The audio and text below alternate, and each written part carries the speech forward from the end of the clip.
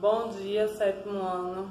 Hoje, quinta-feira, dia 1º de outubro, nós vamos dar início ao novo capítulo, o capítulo 12, chamado de ângulos. Então, se vocês quiserem acompanhar, peguem o livro na página 212 e vamos acompanhar o nosso capítulo 12, que é o capítulo de ângulos, certo? Então, vocês já devem ter ouvido falar muito nessa palavra ângulos, vocês já devem ter visto várias vezes ângulos em dia a dia de vocês, talvez coisas que vocês nem imaginam, mas que formam ângulos, certo? Exemplo, você pelo simples fato de abrir uma tesoura, aquela inclinação já me fornece um ângulo, certo? Você tem aí qualquer exemplo, você tem um campo, um estádio de futebol, você tem lá aquela parte retangular, se você dividir ela em 4 pedaços, você vai encontrar também ângulos que são chamados de ângulos retos, certo? Então, um exemplo de uma janela da sua casa, se você dividir ela, você vai ver as inclinações, também elas são formadas por ângulos. Outro exemplo bem clássico é ponteiros de relógio. Então, os ponteiros de relógio, quando eles fazem a sua movimentação junto com aquele ponto do eixo, então cada hora representa aí também ângulos. Então, existem diversos exemplos do nosso dia a dia que a gente pode classificar como ângulos, que depois a gente também vai trabalhar sobre isso, certo? Então, agora vocês vão abrir o livro para a gente começar na página 212. Então, a gente vai falar um pouquinho sobre isso e eu espero que vocês acompanhem a leitura aí. Na antiguidade, já se sentia a necessidade do conhecimento e do estudo dos ângulos, por seu embasamento teórico de figuras geométricas planas e espaciais, certo? Então, você talvez possa se perguntar, figuras geométricas espaciais, eu nunca ouvi falar.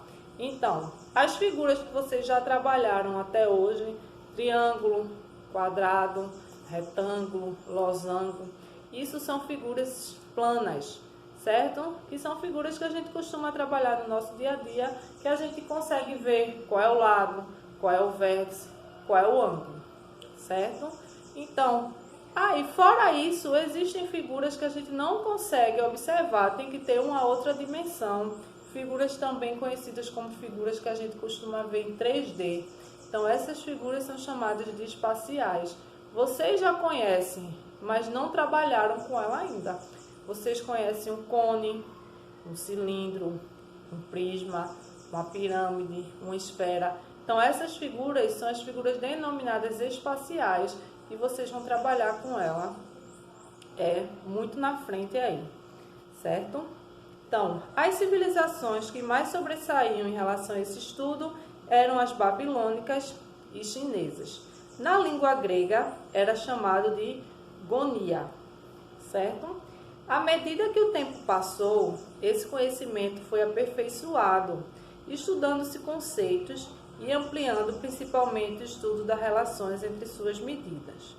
Hoje, a aplicação desse estudo é usada em várias áreas das ciências. É feita de maneira mais prática na engenharia, astronomia e geografia, principalmente na determinação da rota de aviões, certo? Em uma tarde, Julião marcou com um colega para andar de skate em uma rua tranquila do seu bairro.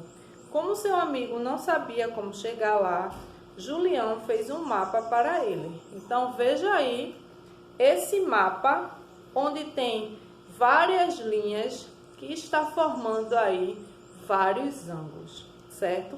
Aproveite o mapa que Julião fez e localize nele locais que dão ideia das figuras representadas abaixo. Retas paralelas cortadas por transversais, vocês estão vendo aí ângulos. Um polígono que estão marcados por seus ângulos e uma circunferência e um diâmetro. certo? Então, ângulos e seus elementos.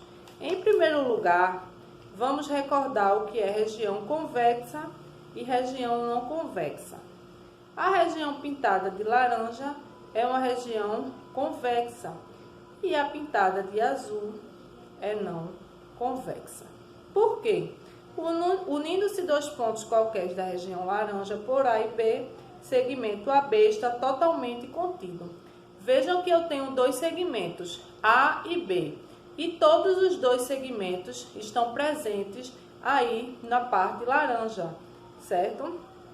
Então, ela é chamada de convexa. E veja que o C e o D, eles não estão totalmente na parte azul, eles ainda pegaram uma parte laranja, então é não convexa, certo? Então, o que é ângulo? É a região do plano limitada por duas semirretas que possuem a mesma origem. Alguns objetos que nos cercam nos dão a ideia de ângulo. Então, vejam aí, já falei vários exemplos no começo da aula, certo? E a gente pode definir ângulos como duas semirretas. A palavra semirretas agora se escreve junta, né? Com dois R's, mudança aí de ortografia com a mesma origem. Antes a gente tinha semirreta, agora nós temos semirretas tudo junto. Parece que está escrito errado, mas está escrito aí da forma correta, certo? Então, nós temos aí duas semirretas com mesma origem, certo? E a gente já vai colocar aí a classificação e eu vou desenhar para vocês verem, ó. Uma semirreta, outra com a mesma origem, elas saíram do mesmo ponto. Essa abertura aqui é chamada de ângulo, certo? Então, vamos ver outro exemplo. Uma semirreta, outra, mesmo ponto. Essa abertura aqui é chamada de ângulo, certo?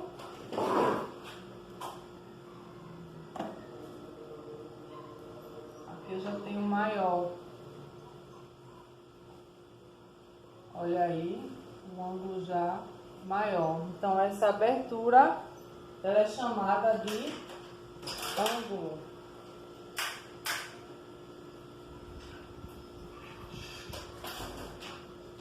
Então, vejam aí quantos exemplos diferentes vocês não podem encontrar no dia a dia, certo?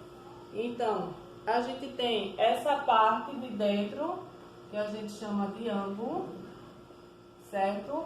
Temos o ponto O, que é o ponto de origem, é onde saem as duas retas, certo? Não vai sair aí mais de duas, são duas semirretas, então eu tenho o O é o meu ponto de origem, certo? Então, de O para A eu tenho a primeira semirreta e de O para B eu tenho a minha segunda semirreta. De O para M eu tenho a minha semirreta e de O para N eu tenho a minha outra semirreta.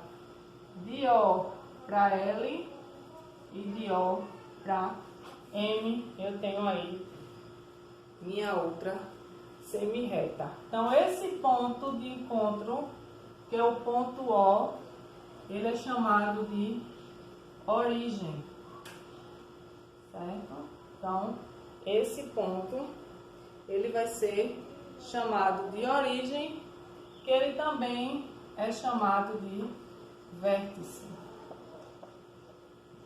Então, como eu chamo esse ponto de encontro, essa origem aí dos ângulos, ele é chamado de vértice, ok? E O até A e O até B, eu chamo de lado. Os lados, né? Aqui eu tenho de O até M e de O até N. Eu tenho os lados, E aqui eu tenho de O até L, de O até M. Eu também tenho os lados. Certo? Olha aí. Então, eu tenho o ângulo, o vértice e os lados. Então, eu tenho 3 elementos, 3 partes, 3 características. Tudo ele tem a mesma classificação, tá? Então, eu tenho 3 partes, 3 elementos ou 3 características, como eu quero chamar, certo? Tenho lados, tenho vértices e tenho o ângulo, que é a parte de dentro e vai ter aí qualquer medida, certo? Se eu estou muito bem lembrada, no 6º ano nós aprendemos a mexer com o nosso transferidor, que é aquele instrumento, certo? Usado para medir ângulo. Então, se alguém ainda lembra como é que se mede, né, isso, ângulos, a gente vai utilizar aquele instrumento chamado transferidor, certo? Então, vou botar aqui mais uma observação e é bom vocês irem anotando isso daí. Instrumento para medir ângulos, transferidor. Cada um é para ter o seu, não é isso? Esse transferidor tem aquele dessa forma, que só mede 180, e tem aquele dessa forma, que mede 360. Certo? Um lado é maior do que o outro, não é isso? Então, tem o transferidor que mede 180 e tem o transferidor que mede 360. Não tem importância, eles têm a mesma função. Não é porque eu tenho um desse que eu vou ter que comprar esse. Não, não é porque eu tenho esse que eu vou comprar esse, não. Tanto faz, eles têm a mesma função, não vai lhe atrapalhar em nada, certo? A diferença é que um vende um pedaço e o outro vende ele inteiro, ok? E quando a gente trabalha com ângulos, vou fazer mais uma nuvenzinha aqui, a gente tem a unidade que a gente estuda em ângulos, que é o grau. Ou seja, tem o 0 grau, 12 graus, 50 graus, 90 graus, 30,5 graus, 120,2 graus. Então, tudo isso eu vou trabalhar com o grau. Lembrando que, como toda unidade matemática, o grau, ele tem aí suas relações, né? Isso, ele tem o minuto e o segundo, feito hora. Hora eu tenho o minuto e o segundo, porque eu posso ter 2 horas, 20 minutos e 40 segundos, não é isso? Então, a hora eu tenho lá o minuto e o segundo. Então, o grau, ele também tem essa relação. O grau, ele também tem a parte do minuto e a parte do segundo, que nós também vamos trabalhar, certo? Então, vamos continuar aí com essa nossa parte de explicação sobre ângulos. E agora a gente vai falar sobre os tipos. A gente vai conhecer os nomes dele, certo? Agora a gente vai conhecer os nomes, certo? Vamos conhecer os nomezinhos dos ângulos, certo? Vocês podem observar aí na página 215, certo? Se vocês observarem aí no livro de vocês, na página 215, ele traz o transferidor aí, ó. Você pode ver que é até 180, que é o transferidor de meia volta, certo? É o transferidor apenas a metadezinha. Vocês têm que acompanhar no livro de vocês, certo? na página 215. E tem o transferidor inteiro, certo? Onde a parte de cima é menor do que a de baixo. Então, para se obter a medida de um ângulo, usamos um aparelho chamado transferidor, um instrumento ou aparelho transferidor. Entretanto, antes do transferidor, foram utilizados outros métodos de determinação, como o gonômetro. Talvez você nunca tenha ouvido falar nessa palavra gonômetro, porque já faz muitos anos que a gente não utiliza, certo? Então, a unidade de medida de ângulos é o grau. A unidade de medidas de ângulo é o grau. O transferidor é graduado de um em um grau, como mostra a figura. Veja que o pequeno aí começa do 0 e vai até 180, tanto na ida quanto na volta. Já o de baixo, se vocês observarem, ele vai até 360, ok? Então, a gente tem aí. Então, vamos para a classificação, só que antes nós vamos observar aí na página 217 uma curiosidade, certo? Página 217, vamos ler no quadradinho azul uma curiosidade, certo? Sobre aí os ângulos e a Babilônia, certo? É comum entre os historiadores associar a criação do conceito de ângulo à astronomia na civilização babilônica, em que a divisão da circunferência em 360 partes iguais pode estar relacionada à aproximação de 360 dias para o ano solar, certo? Lembra que o transferidor, esse daqui, é dividido em 360 graus, certo? Tanto a astronomia quanto a matemática babilônica estavam diretamente associadas às mensurações práticas, servindo muitas vezes esta última às necessidades da primeira. Mensuração quer dizer medida, tá? Relacionada diretamente à religião, a astronomia babilônica era essencial para a vida daquela civilização. Por exemplo, no estabelecimento de calendários e, consequentemente, das estações do ano, permitindo prever as épocas de plantio e cultivo, o que propiciava maior regularidade à agricultura e equilíbrio às atividades econômicas. Então, tem aí uma tábua babilônica de escrita cuneiforme, onde estão anotadas as aparições do cometa Halley, certo? Então, agora nós vamos passar para a parte de classificação de ângulos, certo? Classificação de ângulos. Só que aí, na página 216, ele fala: existem medidas menores que o graus, que são chamadas de submúltiplos. Elas foram criadas para aferir os ângulos de maneiras mais precisas. Então, a gente tem o minuto e o segundo, como eu já tinha falado, certo? Então, minuto corresponde a 1/6 do grau. Então, 1 minuto é igual a 60 graus.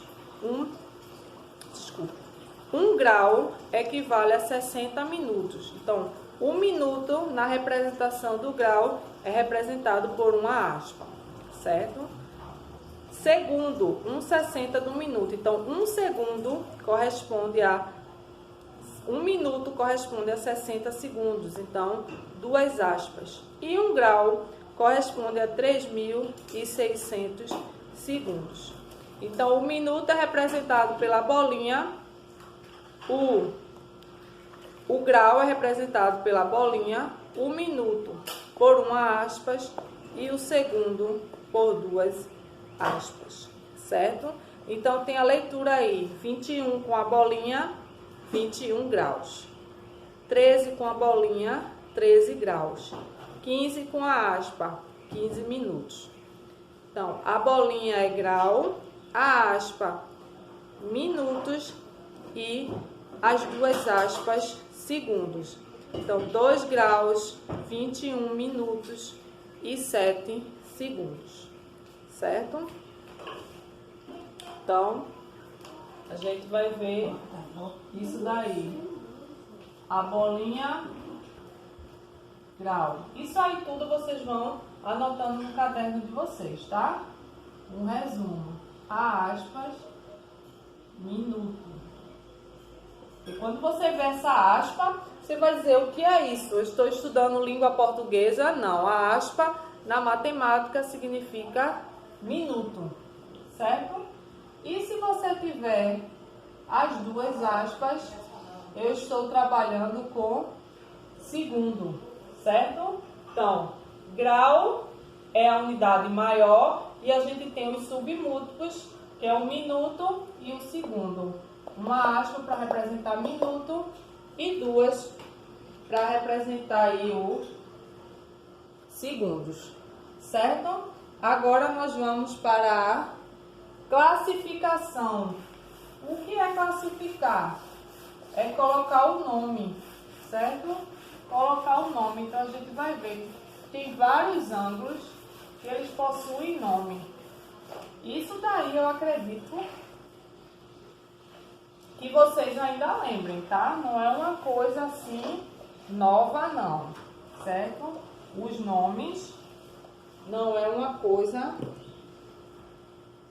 nova não, certo? Classificação.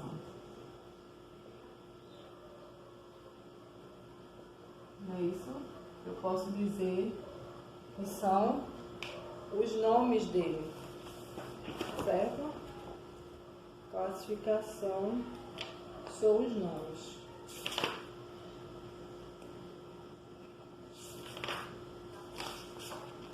Certo?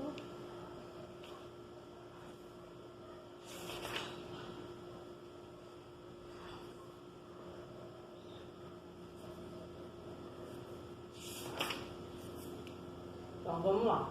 O primeiro ângulo, ele é chamado quando eu tenho 0 grau, certo? Eu tenho aí 0 grau, eu não tenho número, não tenho ângulo nenhum. O transferidor, ele parte do meu início. Então, ele tá lá reta, ó. Aqui tem 0 grau. Ele não sobe, ele não vai para canto nenhum, certo? É o meu primeiro exemplo aí. Então, vou botar o nome dele aqui, ó. Nulo, certo? Estou botando o exemplo, o nome e o desenho bem grande, para vocês não se perderem, ok?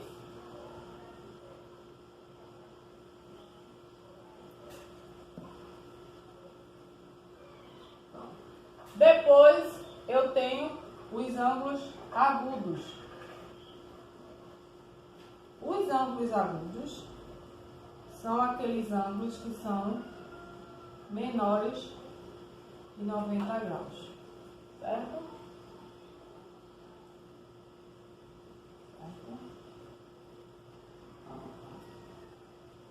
Menor que 90 graus. O ângulo agudo, ele é menor que 90, certo? Esse ângulo aqui, isso aqui representa um alfa, certo? Eu vou botar aqui mais. Vocês sabem que um ângulo agudo são aqueles ângulos menores que 90 graus. Eu vou colocar só um exemplo aqui. Digamos que esse ângulo tem 30 graus. Menor que 90 graus. Certo? Ele é menor que 90 graus. Então, eu posso ter a partir do 0, eu tenho do 1 até o 89. Quando ele chega em 90, ele já tem outro nome, que é o ângulo reto. Ele mede exatamente 90 graus, ele fica retinho aí, e a divisão dele nunca é curva.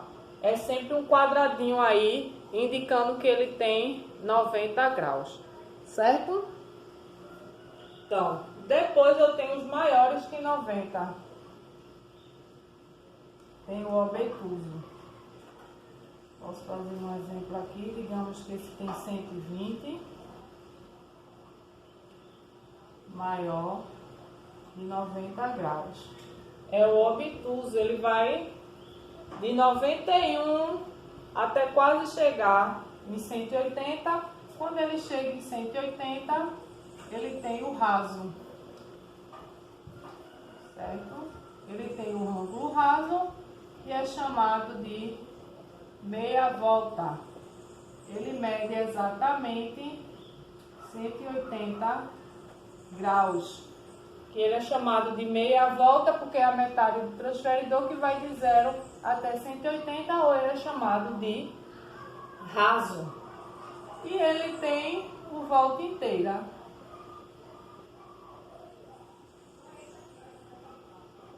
O volta inteira, ele é a bola toda.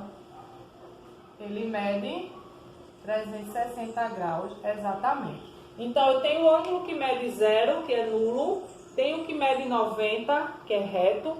Tenho o que mede 180, que é volta inteira. E eu tenho o que mede 180, que é meia volta ou raso. Aqueles que são menores que 90 são vários agudos. E os obtusos, os que são maiores que 90, que também são vários, certo? Então, na aula de hoje, nós falamos um pouquinho sobre esse assunto que é conhecido de vocês, certo? Não é uma coisa assim que vocês nunca viram, certo? Vão ter coisas novas aparecendo e vão ter coisas que vocês vão se lembrando de ângulos, certo? Agora que nós já falamos um pouco sobre isso, e vocês podem acompanhar a partir da página 212, eu vou colocar para vocês a atividade de casa. Então, procurem não se atrasar e procurem fazer as atividades, certo? Vou apagar depois da classificação dos ângulos, certo? Eles vão ter esses nomes aí.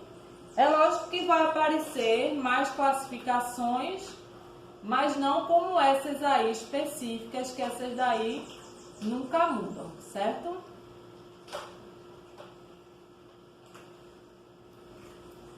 E eu vou colocar agora a atividade de casa. No livro, vamos ter atividade de casa no livro e atividade de casa no caderno, certo?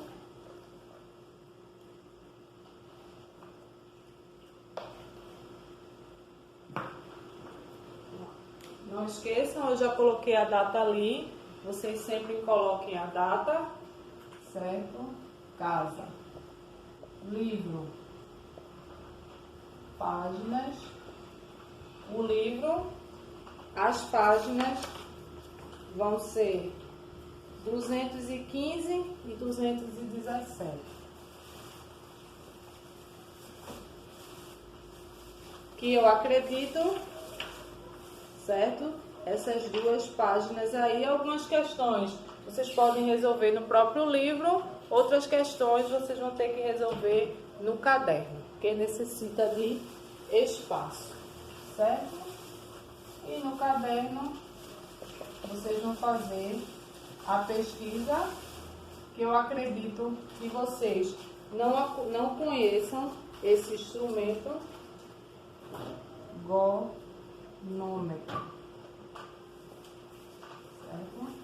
Então, a pesquisa no caderno e a atividade do livro, página 215 e 217. São coisas simples, certo? A página 215 tem a questão 1, a questão 2 e a questão 3, bem simples de ângulos, que dá para vocês fazerem aí. E a 217 questão 4, 5, 6 e 7. Só a questão 4 que talvez vocês precisem responder aí no caderno. E a questão 7, vocês vão precisar do transferidor para resolver, certo? Então façam as atividades, bom final de semana e boa aula!